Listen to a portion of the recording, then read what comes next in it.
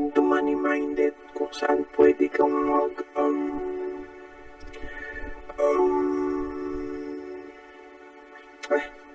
malala kayo. Just have fun. Bago natin simulan ng vlog na to, isipin mo lagi na magkakapera ka. Alright? Let's go!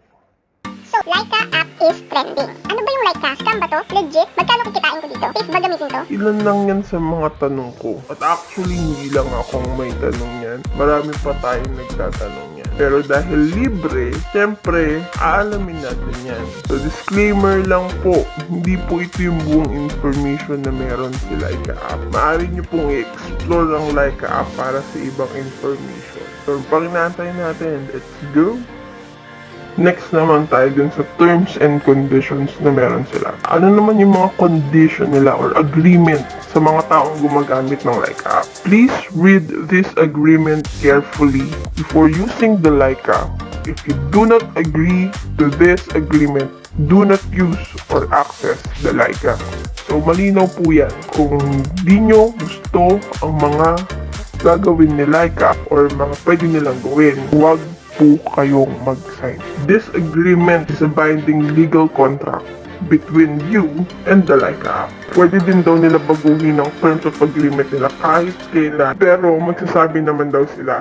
So if hindi mo na magustuhan yung changes na magkakaroon if ever in-update nila ito, pwede mong ihinto ang paggamit ng Laika app. So kailangan din daw ikaw ang owner ng device na ginagamit mo na pang Laika app. If hindi ikaw, dapat meron daw permission sa owner.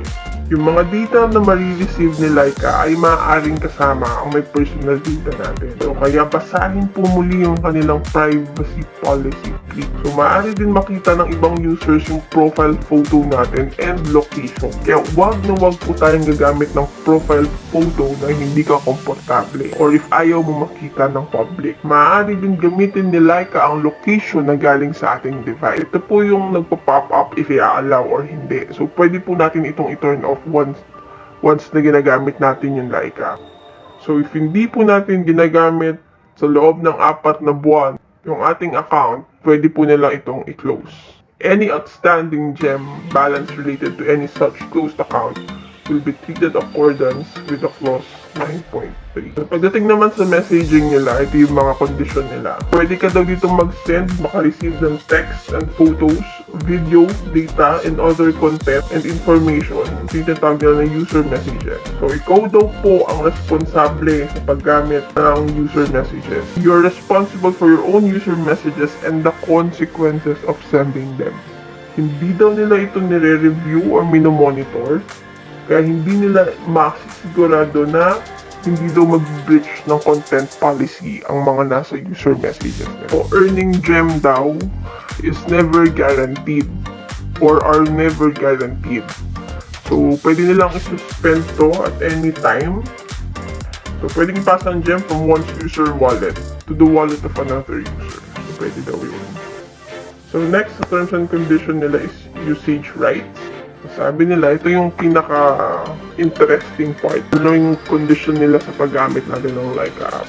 By agreeing to this agreement, you grant us a non-exclusive, royalty-free, perpetual, irrevocable license at absolutely no cost. All present and future rights, including any intellectual property or related rights to do and to permit our contractors and suppliers, including where relevant, blue card, all such acts such as to use, process, reproduce, modify, adapt, publish, distribute, sell, create derivative works from, translate, and display in any media or form your user messages or any content you share or trade on the Laika service as may be necessary in order for us to operate the Laika services and enable you to send and receive user messages to share or trade content and for any other legitimate purpose deemed suitable by like. Malinaw naman na sinabi. If nag-a-agree po tayo dito sa agreement na ito, ginagrant natin sila na free. Kakaintindi ko po ito based sa pagkakaintindi ko na nag-a-agree po tayo na pwede nilang gamitin yung mga user messages natin or any content na sinashare natin or tinitrade natin sa Laika app. Kung meron kayong mas magandang explanation, comment nyo lang sa baba. Pero ito po yung pinaka gusto kong makita nyo talaga bago kayo mag-enter or mag-sign up dito sa Laika app. Kung hindi naman tayo popular, pero privacy kasi personal data or not something to mess up with. Iniingatan natin itong mga personal data na meron tayo. So, in exchange for that, baka ganun nga talaga.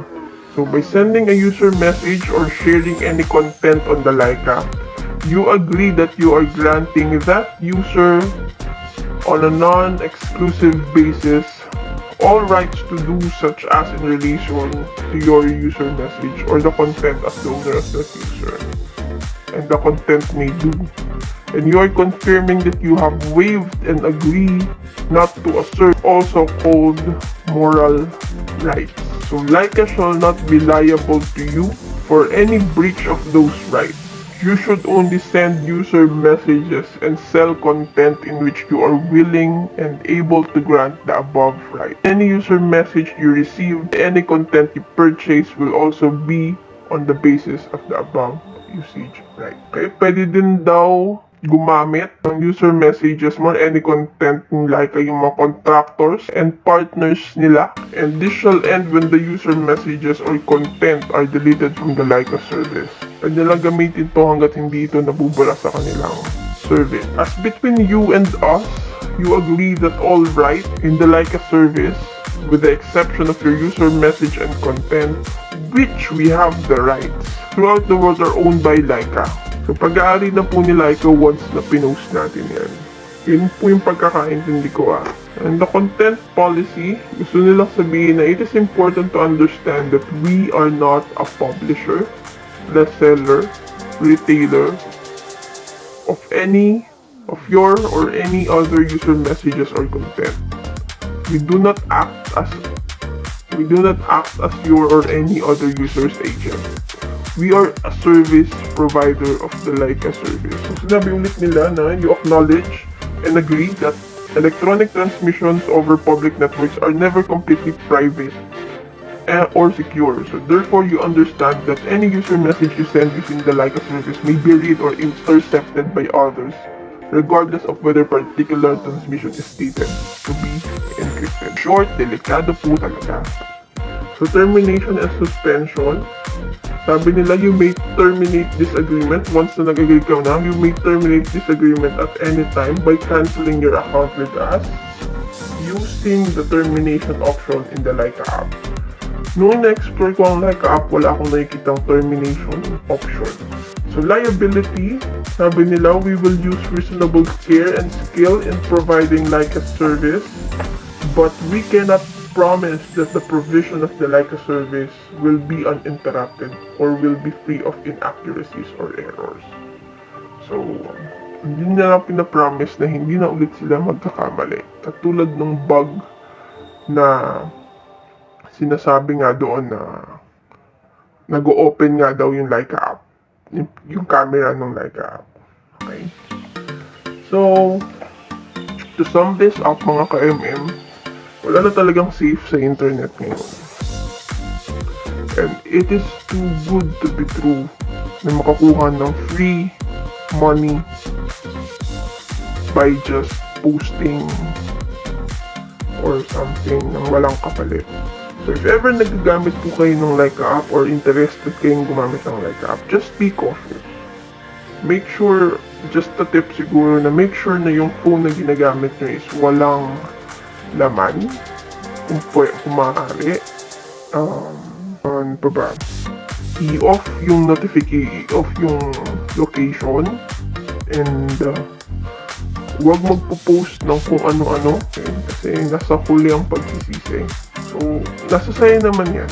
You can use the app for entertainment purposes, pero mag-ingat na lang mga friend. Alright? Kung nagustuhan niyo po ang ating video, huwag niyo pong kalimutan mag-like, mag-share, at mag-subscribe sa ating channel para updated po kayo.